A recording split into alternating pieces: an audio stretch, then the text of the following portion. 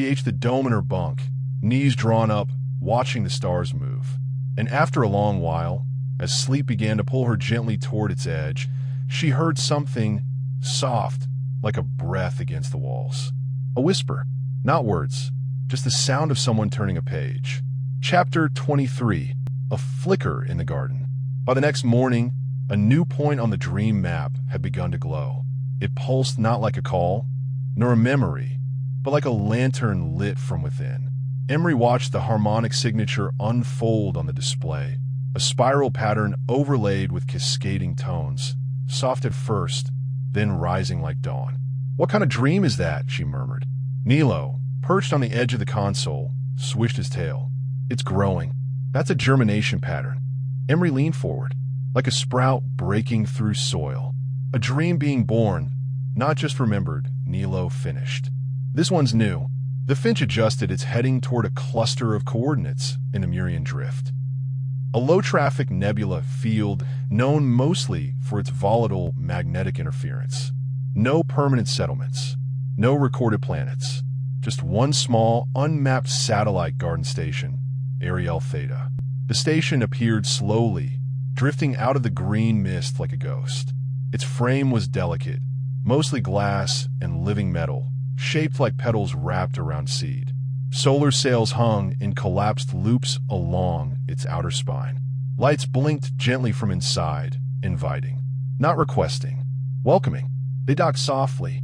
Inside, Ariel Theta was silent, but not lifeless.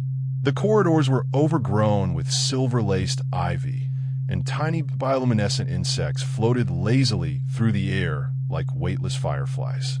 Emery removed her gloves, running her fingers through the leaves. The plants hummed faintly under her touch. "Feels like the whole station's listening," she said. Nilo sniffed a passing vine. "And singing. Look at the way they pulse. Rhythmic like heartbeat, no like language." At the center of the station was a garden dome. Half wild, half tended. A blend of planned walkways and spiraling root systems that had clearly grown beyond design. In the middle, a sapling. Small, glowing faintly. Its trunk was translucent, filled with slow-moving light. At its base, a small plaque read, "Planted from the first dream, watered by memory." Emery knelt beside it. The moment her hand touched the soil, the sapling responded, leaves shifting direction, curling slightly toward her. "It knows," she whispered. Then from the roots, a tendril of light extended, wrapping briefly around her fingers. And in her mind, a child's voice. "Thank you for the stories. This one is mine." Emery blinked, eyes stinging, not from pain, but from recognition. Not a person, but a feeling. The fresh blooming of a dream that had never been carried before. Untouched by fear, unshaped by loss. New, pure, alive. She stood slowly. Nilo looked up at her. "Another to carry?" She shook her head. "No. This one doesn't want to go." She looked back at the sapling, already sprouting new leaves. "It wants to stay and be found." Chapter 24. The Dream That Stayed. The garden dome of Ariel Theta breathed around them, slow, steady, living. As Emery walked its winding paths, she noticed how each plant seemed placed not by hand, but by story. No two branches grew the same, but together they wove a rhythm, like chapters in a book told by sunlight and soil. The sapling glowed steadily now, not with demand, nor desperation, but with confidence. "This dream doesn't need carrying," Emery said as she knelt beside it again. "It wants to be waited for." Nilo paced a slow circle around the garden. "It's broadcasting something, not a message, a memory seed, low frequency designed to echo. To whom? Anyone who'll stop long enough to feel it." They stood there for a while in stillness. In the quiet, Emery let her fingers rest in the earth. The soil vibrated gently beneath her skin. Not in sound, but in feeling. Hope, wonder, playfulness. On the outer ring of the dome, they found a small alcove, a circular chamber lined with softly glowing moss. At its center, a low stone table held objects like offerings, drawings, toy models, memory shards, even a single ballet shoe. Each one bore the impression of someone passing through. Emery picked up a small cube etched with stars. As she turned it in her hand, a brief projection bloomed above it, a child's drawing of the very sapling outside, captured in crayon lines, labeled My Dream Tree. Nilo settled into a curl beside the wall. They've been coming here. Dreamers. Carriers. Others like us. Not just dreamers, Emery said, voice hushed. Planters. Later, back aboard the hollow finch, Emery sat for a long time at the memory alcove, fingers hovering over the now familiar seeds and echoes. But this time, she didn't reach for any of them. Instead, she opened a small panel beside the alcove, one she had never used, and placed a single slip of handmade paper inside. On it, she had drawn the sapling from Ariel Theta, glowing softly under stars. Above it, she wrote 3 words. This one stayed. She closed the panel gently. Nilo watched from the console. We didn't leave with anything. No, Emery said, but something's growing behind us now. Outside, the finch adjusted its course again, this time without direction from Emery. A subtle correction, a slow arc toward a new point on the dream map, one that pulsed low and steady. Not urgent, just waiting. Chapter 25, Dreamless Space. The finch's trajectory drifted gradually into a quiet stretch of void between star systems, a corridor with no known habitable planets, no ports, and no reason to pass through. Even on long-haul trade maps, it was simply labeled, Inactive Zone, no signal coverage. But the dream map pulsed steadily. A point here, right in the middle of nowhere. Not loud, not lost, absent. There's nothing, Nilo said, peering over the scans. Not a speck of debris, not a single particle larger than a grain of dust. Emery stared out the window. That can't be right. Something's here. The map doesn't just mark blankness. She pulled up the harmonic frequency again. It was a flat line. No melody. No resonance. Not even a hum. Maybe it's not silence, she whispered. Maybe it's something that forgot how to dream. They initiated a slow, circular sweep. For nearly 6 hours, nothing appeared. The ship glided through an endless stretch of untouched dark, the stars beyond faint and indifferent. Then a flicker, not of light, but of absence, as if space itself had hiccuped, forgotten for a fraction of a second that it was supposed to be there. And in that flicker, a sound. Just 3 notes, faint, dry, like dust sliding across old strings. Emery stood quickly. There. She marked the coordinates and brought the finch into a soft hover. Still nothing on the scopes. But they weren't relying on sensors anymore. They were listening. She stepped to the airlock and looked out into the void, then opened the comms broadcast system. No message, no request, just one word. Hello. Silence. And then, a whisper. Forgotten. It wasn't a voice. It was something beneath language. A concept pushed into sound. Regret.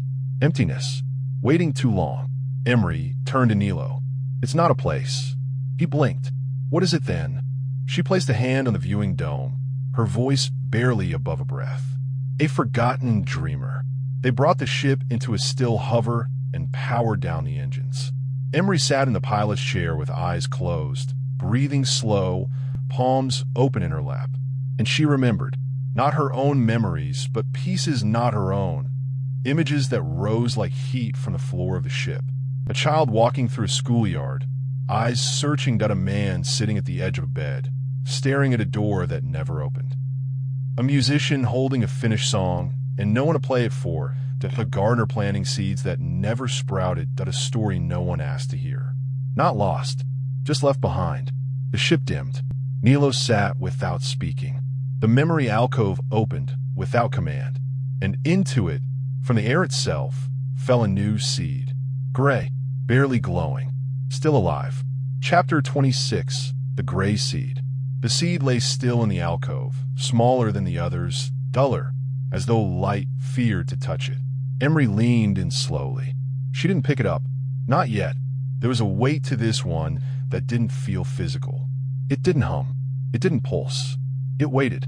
Nilo sat at the edge of the alcove, his ears low, tail wrapped around his feet. I've never seen one come to us like that, he said quietly. Emery nodded. I think we invited it. You didn't speak.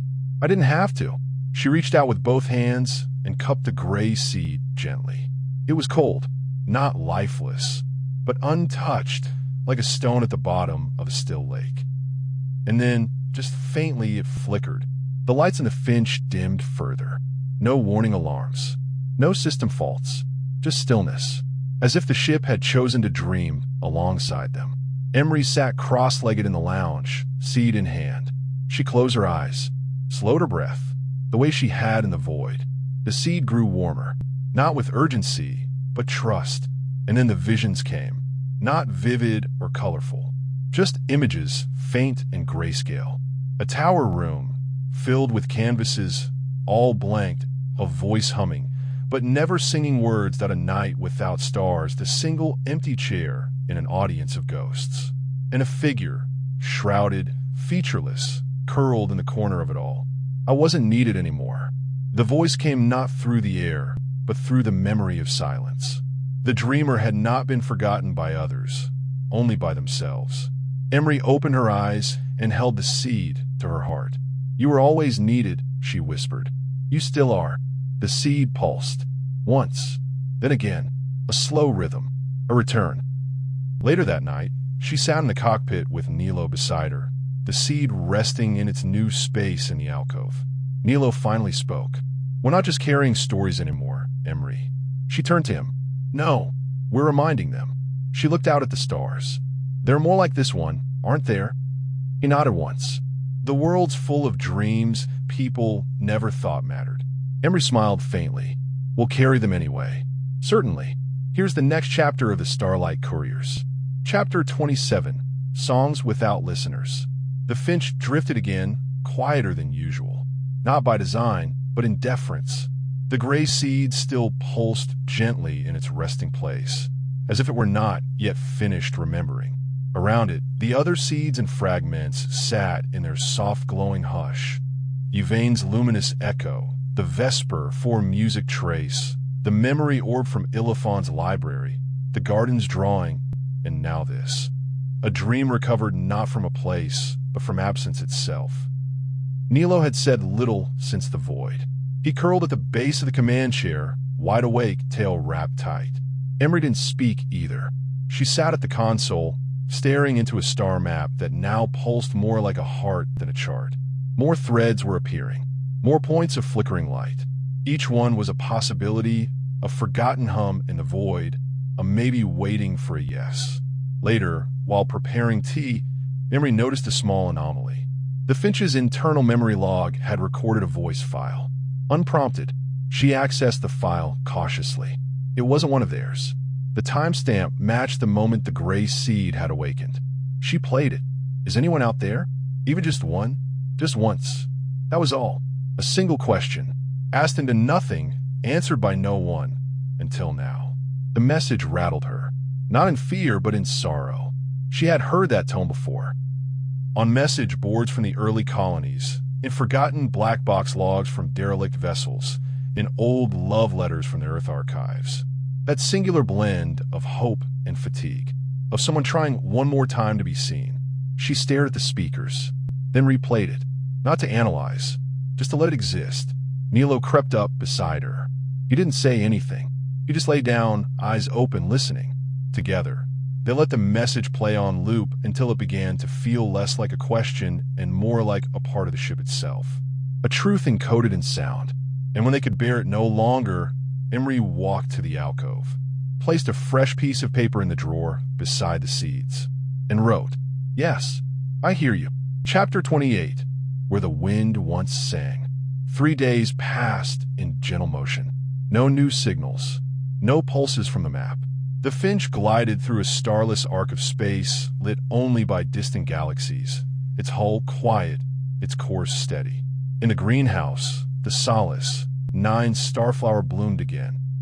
5 petals this time, each one reflecting a different dream fragment stored in the ship's memory alcove.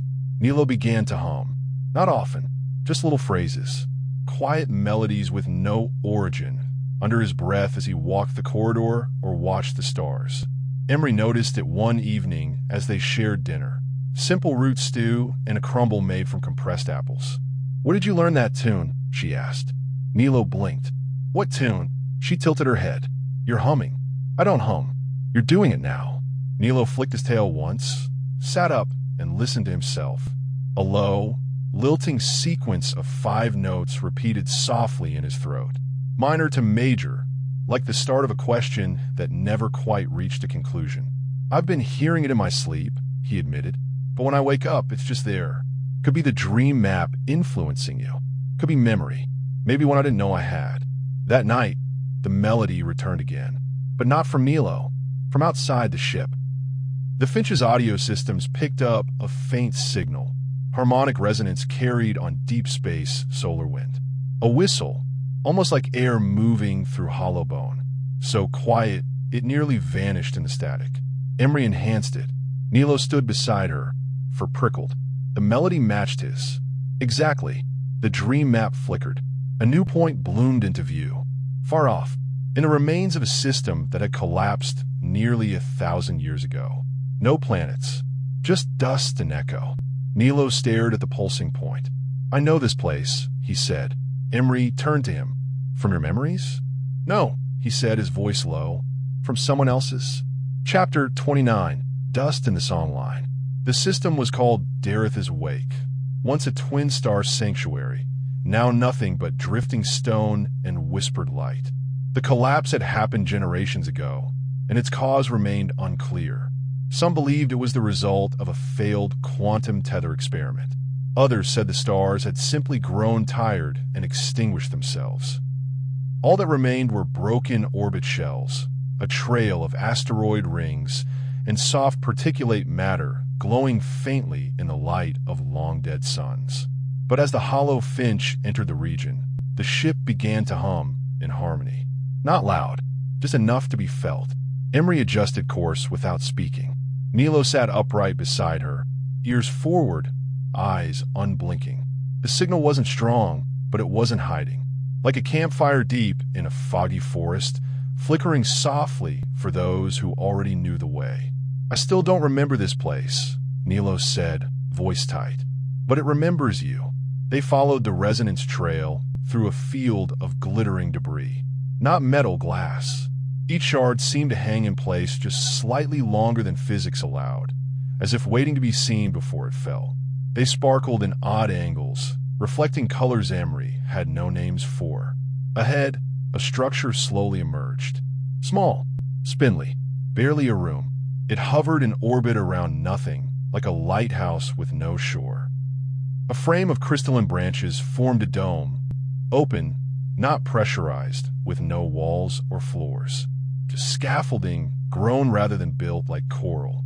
In the middle, a chair. Empty, but beside it, a shape.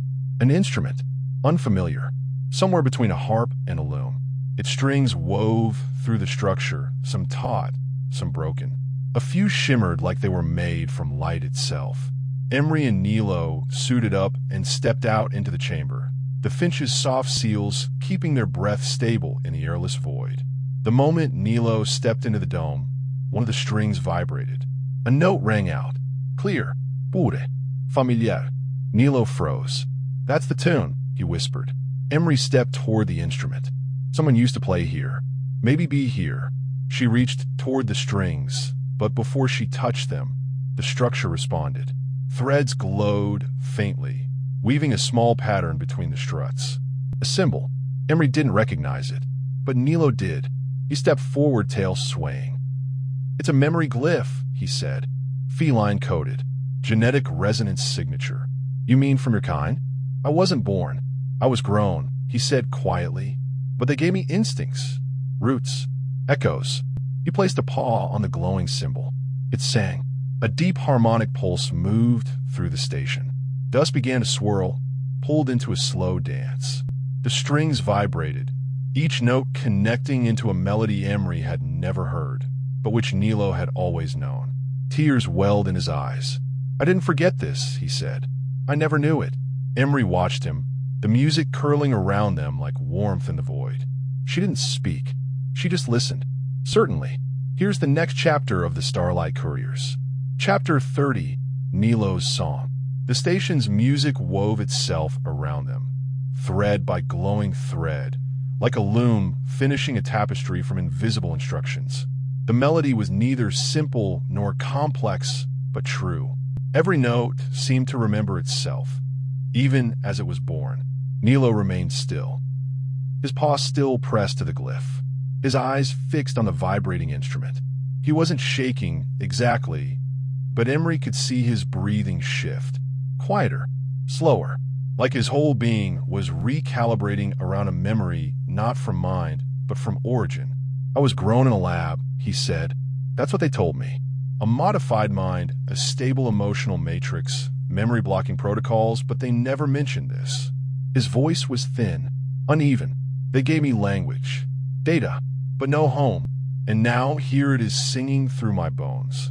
Emery stepped beside him, gloved hand hovering just over his shoulder. "You were never lost, Nilo," she said softly. "Only waiting to be found." He finally turned to her. "There's a dream inside me," he whispered, "and it didn't come from any lab. It came from here." The instrument shifted. Without touch, the strings rearranged themselves, sliding with a sound like wind across crystal into a new pattern. Then, a hollow thrum, like a drum struck deep underwater. From the base of the structure, something rose, a container. A small crystalline pod shaped like a seed, but not like the others. This one pulsed in time with Nilo's breath. He stepped forward, ears pulled back, tail low. Reverent. As he touched the pod, light swirled within it, soft golden and faint silver. Not brilliant like Yvain's dream, nor sorrowful like the gray seed from the void. This one was curious, tentative, young. Emery stepped closer. "A dream fragment." "No," Nilo said. "It's a beginning." He